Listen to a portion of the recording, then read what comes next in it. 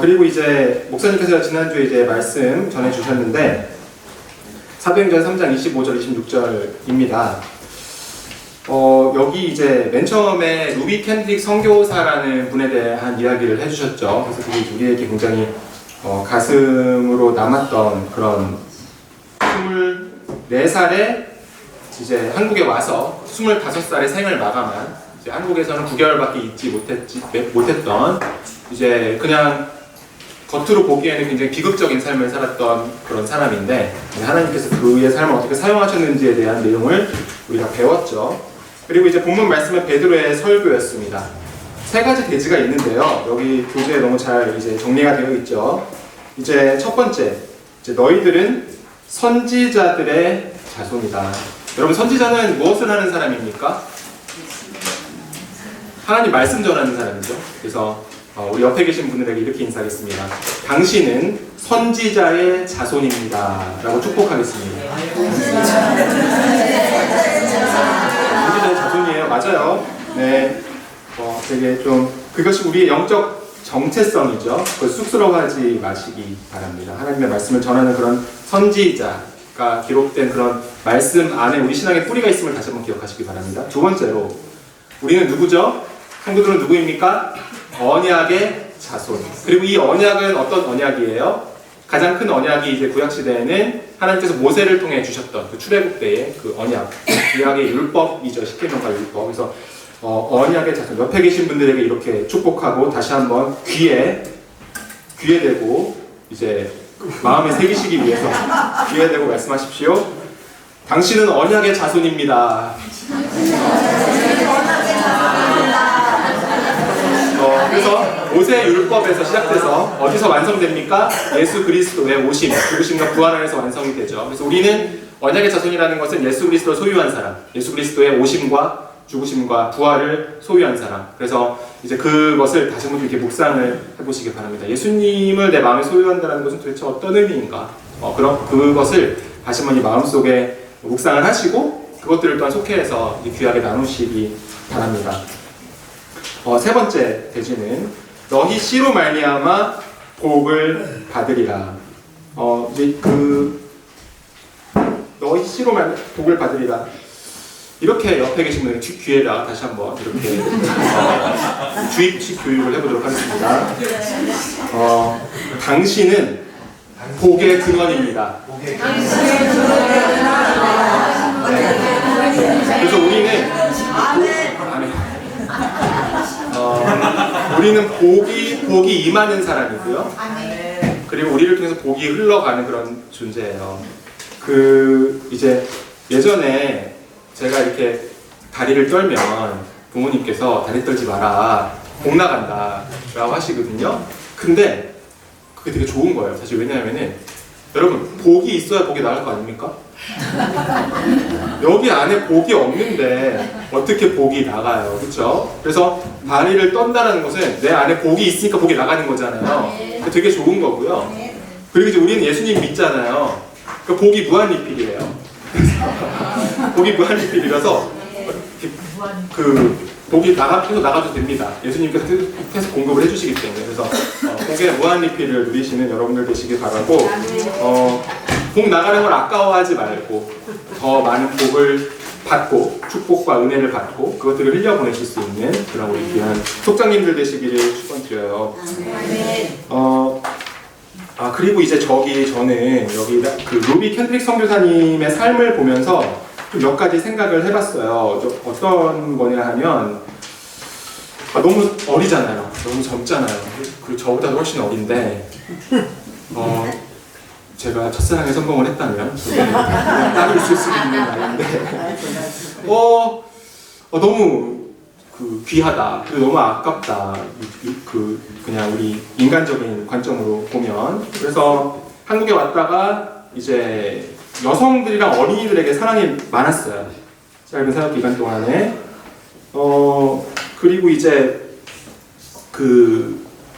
1908년 6월에 장티푸스에 걸려가지고요. 25세의 나이로 짧은 생을 마감하게 됐죠. 만약에 한국이 그때 당시에 이제 조선의 상황이 병원이나 의료시설이 있었다면 또 죽지 않았을 수도 있겠죠. 하지만 이제 그런 것들이 너무 열악했기 때문에 죽을 수밖에 없는 그런 안타까운 일이고요. 근데 하나님께서 이제 그를 통해서 남감리교회에 있는 많은 젊은 선교사들을 일으키셨고, 수십 명의 선교사들을 일으키셨고, 조선으로 또 많은 헌금을 하게 하셔서 선교사에게 귀하게 사용하셨다라는 겁니다.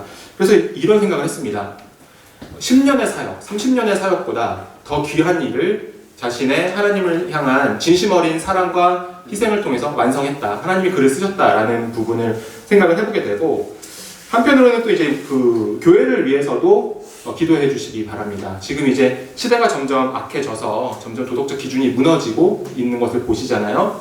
남감리교회가 대한민국을 선교한 원래 이렇게 위대한 교단인데, 지금 이제 미국 같은 경우에는 교단이 갈라졌죠. 그래서 동성애 목사 안수를 줄 것이냐 말 것이냐 그 이슈를 통해서 교단이 지금 두 개로 갈라졌어요. 그래서 그런 부분을 통해서 지금 굉장히 어려움을 겪고 있는 그 감리교거든요. 그래서 그런 부분들에 대해서 좀 이제 함께 기도를 하셨으면 좋겠고, 저는 그것을 보면서 이제 선교의 기회를 봅니다. 왜 그러냐면 여태까지 세상이 기독교는 필요 없어, 우리끼리 잘 살래, 기독교는 고리타분한 얘기만 하고 성도들이 좀 이기적으로 보이기도 하고 희생도 없어 보이고 교회는 필요 없어 라고 했던 시대를 우리가 지난 10년, 20년 동안 경험을 했어요.